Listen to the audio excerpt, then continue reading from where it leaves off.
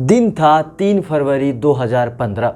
नागालैंड के दीमापुर जिले में सेना के 3 अधिकारी चीता हेलीकॉप्टर में सवार थे, लेकिन उड़ान भरने के कुछ ही सेकंड बाद हेलीकॉप्टर क्रैश हो गया। सेना की तरफ से दी गई जानकारी के मुताबिक इंजन फेल होने के कारण हेलीकॉप्टर क्रैश हो गया और इसमें सवार अधिकारियों को मामूली चोटें आई थी। उन 3 अधिकारियों में शामिल थे तब के लेफ्टिनेंट जनरल बिपिन रावत। लेकिन साल बदला, समय बदला और फिर दिन आया 8 दिसंबर 2021 और एक और हेलीकॉप्टर क्रैश हुआ। इस बार जगह था तमिलनाडु का कुन्नूर जिला। खबर आई कि भारतीय वायुसेना का एक हेलीकॉप्टर Mi-17 V5 क्रैश हो गया है, जिसमें सवार 14 में से 13 लोगों की मौत हो गई। इस बार भी इस हेलीकॉप्टर में सवार थे भारत के पहले CDS जनरल बिपिन रावत, लेकिन किस्मत ने इस बार जनरल बिपिन रावत का साथ नहीं दिया और एक दुखद दुर्घटना में उनकी मौत हो गई। उनके साथ उनकी पत्नी मधुलिका रावत और अन्य 11 लोगों की भी जान इस दुर्घटना में चली गई। Hello friends, welcome back to my channel. मैं हूं लव कुमार और आज मैं आपको इस वीडियो में बताऊंगा कि इस हादसे के पीछे की वजह क्या हो सकती है। साथ में हम यह भी जानने का प्रयास करेंगे कि जनरल बिपिन रावत देश के सबसे वरिष्ठ सैन्य अधिकारी के पद तक कैसे पहुंचे। साथ ही CDS के तौर पर वो कौन से काम है जिनके लिए पूरा देश उनका सदैव कृतज्ञ रहेगा। तो चलिए शुरू करते हैं।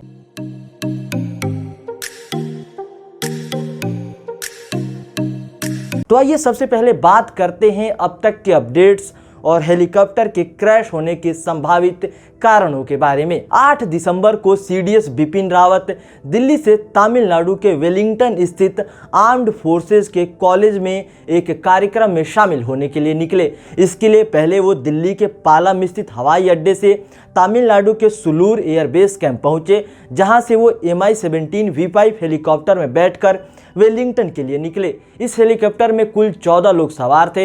यात्रियों में CDS जनरल बिपिन रावत, उनकी पत्नी Madhulika Rawat, brigadier LS Lidder, lieutenant colonel Harjinder Singh, Naik Gursewak Singh, Naik Jitendra Kumar, lance Naik Vivek Kumar, lance Naik B Sai Teja और हवलदार सतपाल सवार थे।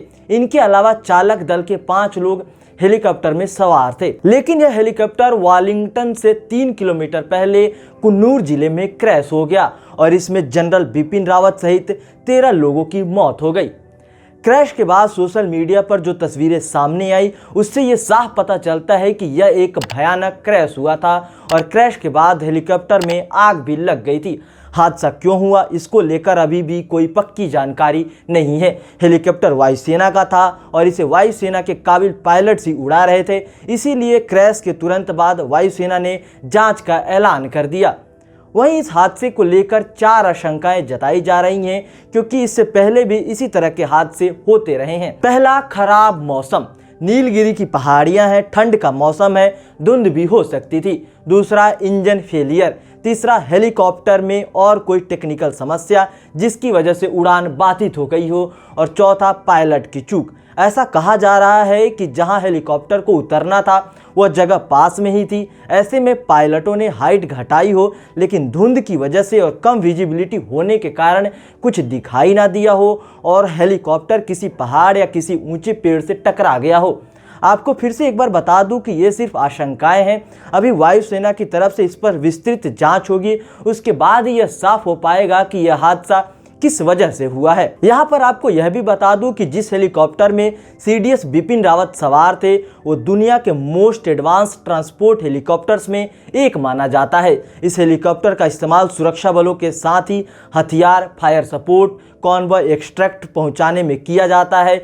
इस हेलीकॉप्टर के जरिए सर्च एंड रेस्क्यू यानी तलाशी और बचाव अभियानों में भी इसका इस्तेमाल किया जाता है और कभी कभी Mi-17 V5 का इस्तेमाल देश के प्रधानमंत्री, गृह मंत्री और रक्षा मंत्री भी करते हैं।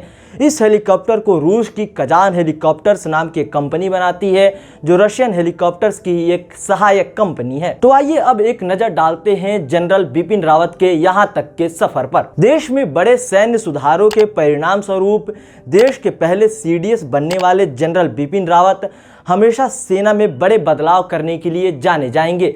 जनरल बिपिन रावत का जन्म उत्तराखंड के पौड़ी गढ़वाल जिले में 16 मार्च 1958 को एक सैन्य परिवार में हुआ था। उनके दादाजी भी सेना में थे। उनके पिता लक्ष्मण सिंह रावत लेफ्टिनेंट जनरल पद से 1988 में रिटायर हुए थे और उनके चाचा भी फौज में हवलदार से रिटायर हुए। फिर परिवार की परंपरा को आगे बढ़ाते हुए 16 दिसंबर 1978 को Bipin Rawat Indian military academy से ग्रेजुएट हुए और सेना की 11वीं गोरखा राइफल्स की 5वीं बटालियन में उनका कमीशन हो गया। उनकी पहली पोस्टिंग मिजोरम में हुई और वहीं उन्होंने बटालियन का नेतृत्व भी किया। वह सेना में शुरू से ही अपने जोश, बुद्धि और सैन्य कौशल के लिए अधिकारियों की नज़रों में रहे और उन्हें जो भी काम सौंपा गया उसे पूरी निष्ठा और सफलता से अंजाम दिया। बिपिन रावत सेना में रहते हुए शुरू से ही बड़े और अहम ऑपरेशंस में भाग लिए।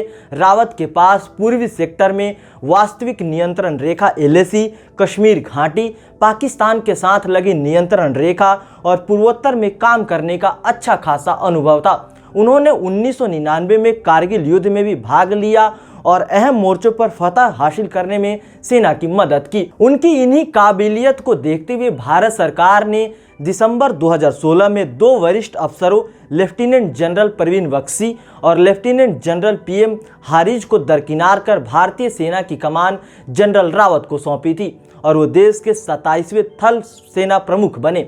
फिर जब प्रधानमंत्री नरेंद्र मोदी ने 15 अगस्त 2019 को लाल किले से ऐलान किया कि जल्द ही सेना में बड़े बदलाव होंगे और देश को पहला CDS यानी चीफ ऑफ डिफेंस स्टाफ मिलेगा, तब जनरल बिपिन रावत देश के पहले CDS के तौर पर 1 जनवरी 2020 को तीनों सेनाओं के रक्षा प्रमुख के तौर पर पद ग्रहण किया। जिस सैन्य सुधार की वजह से जनरल बिपिन रावत देश के पहले CDS बने, वो CDS बनने के बाद सैन्य सुधारों की दिशा में महत्वपूर्ण योगदान के लिए हमेशा याद रखे जाएंगे। जनरल बिपिन रावत लगातार भारतीय सेना को आधुनिक और नई जरूरतों के अनुरूप तैयार करने के लिए जोर देते रहे हैं। हथियारों के आधुनिकीकरण के साथ साथ डिजिटल टेक्नोलॉजी पर निवेश और निर्भरता के लिए वह सरकार को लगातार योजनाएं सुझाते रहे हैं।